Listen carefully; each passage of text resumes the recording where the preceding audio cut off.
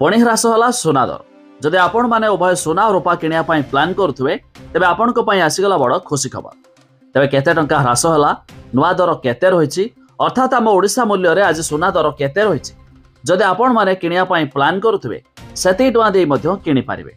जानिबा video रे शेष पर्यंत देखंतु। ता पूर्व वीडियो को लाइक करंतु, सब्सक्राइब करनथिले एबे सब्सक्राइब करी पाखर थिबा घंटी चिन्ह को दबाइ दियंतु।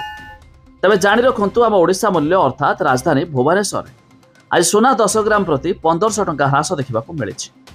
तेबे शुद्ध सुना 24 कैरेट दाम रे 10 ग्राम प्रति 95,250 टंका रही बेले जहाँकि 99.9% सुना मूल्य। सेहीपरि 22 कैरेट दाम रे जहाँकि 916 कैरेट दाम रही 87,450 टंका आम ओडिशा दर रे। ठीक सेमिति MCX अर्थात मुंबई मल्टी कमोडिटी एक्सचेंज रे आज भी मध्य सुना दाम रे आंशिक मात्रा ह्रास देखा मिली।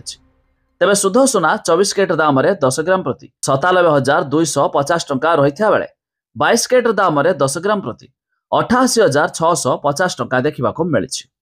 आउ ता छड़ा दिल्ली रो सरफा बाजार रे आज मध्य सुना दाम रे 10 ग्राम प्रति 1800 टंका ह्रास देखा मिली। तेबे शुद्ध सुना 24 कैरेट दाम रे 10 ग्राम प्रति 98,895 टंका रही बेले 22 कैरेट दाम रे 10 ग्राम प्रति 88,680 टंका देखा मिली। सेहीपरि रूपा 1 किलोग्राम पिछा 97,000 टंका पहुंची जाइए 1 किलोग्राम पिछा। तेबे जदि आपण माने उभय सुना और रूपा किनिया पई प्लान करुथुवे तेबे एही दर देई मध्य आपण माने किनि पारिबे। ता छड़ा आपण माने केउ जिल्लारो वीडियो देखुचंती ता निहाती कमेंट करी जणाइबे।